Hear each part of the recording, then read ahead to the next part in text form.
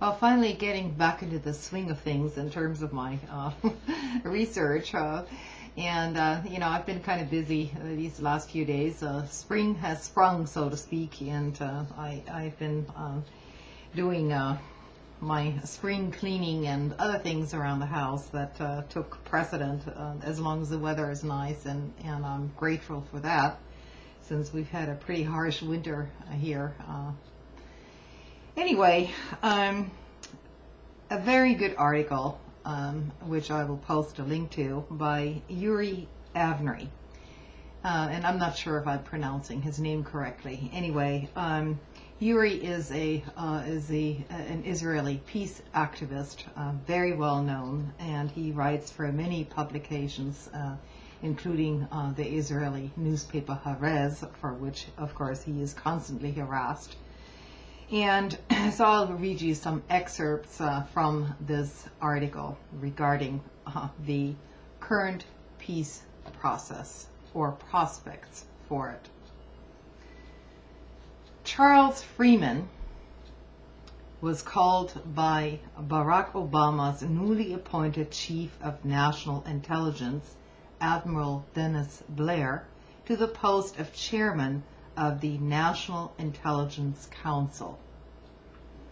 In this position, he would have been in charge of the national intelligence estimates, summarizing the reports of all 16 U.S. intelligence agencies, which employ some 100,000 people, to the annual cost of $50 billion per year, and composing those estimates that are put before the President. In the U.S., the intelligence chiefs famously supplied President George W. Bush with the false intelligence he needed to justify his invasion of Iraq. All this shows how vitally important it is to have an estimates chief of intellectual integrity and wide experience and knowledge. Admiral Blair could not have chosen a better person than Charles Freeman, a man of sterling character and uncontested expertise, especially about China and the Arab world. But that was his undoing. As a former ambassador to Saudi Arabia, Freeman is an expert on the Arab world and the Israeli-Arab conflict. He has strong opinions about American policy in the Middle East and makes no secret of them. In a 2005 speech, he criticized Israel's high-handed and self-defeating policies, originating in the occupation and settlement of Arab lands, which he described as inherently violent. In a 2007 speech, he said that the U.S. had embraced Israel's enemies as our own, and that Arabs had responded by equating Americans with Israelis as their enemies. Charging the U.S. with backing Israel's efforts to pacify its captive and increasingly ghettoized Arab populations, and to seize ever more Arab land for its colonists, he added that Israel no longer even pretends to seek peace with the Palestinians. Another conclusion is his belief that the terrorism the United States confronts is due largely to the brutal oppression of the Palestinians by an Israeli occupation that has lasted for over 40 years and shows no signs of ending.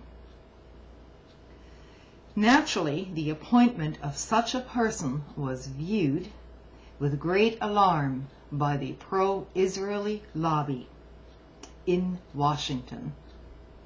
They decided on an all-out attack. No subtle behind-the-scenes intervention, no discreet protestations, but a full-scale demonstration of their might right at the beginning of the Obama era. Public denunciations were composed. Senators and congressmen pressed into action. Media people mobilized. Freeman's integrity was called into question. Shady connections with Arab and Chinese financial interests disclosed by the docile press. Admiral Blair came to his appointee's defense, but in vain. Freeman had no choice but to withdraw. The full meaning of this episode should not escape anyone. It was the first test of strength of the lobby in the new Obama era. And in this test, the Israeli lobby came out with flying colors. The administration was essentially publicly humiliated. The White House did not even try to hide its abject surrender. It declared that the appointment had not been cleared with the president, that Obama had no hand in it and did not even know about it. Meaning, of course, he would have objected to the appointment of any official who was not fully acceptable to the lobby. This has a significance that goes far beyond the already far-reaching implications of the affair itself. Many people in Israel who view the establishment of the new rightist government, Netanyahu et al., with apprehension, cite as their main fear the danger of a clash with the new Obama administration. Such a clash, they believe, could be fatal to Israeli security. But the rightists in Israel deride such arguments, just as they do here. The captive congressmen and senators, as well as the supporters of the Israeli government in the media and even in the White House itself, would sink on sight. Any American policy opposed by even the most extreme right-wing government in Israel. Now, the first skirmish has taken place and the President of the United States has blinked first. Perhaps one should not rush to rash conclusions. Perhaps Obama needs more time to find his bearings, but the signs are ominous for any person interested in peace. Look up the whole article.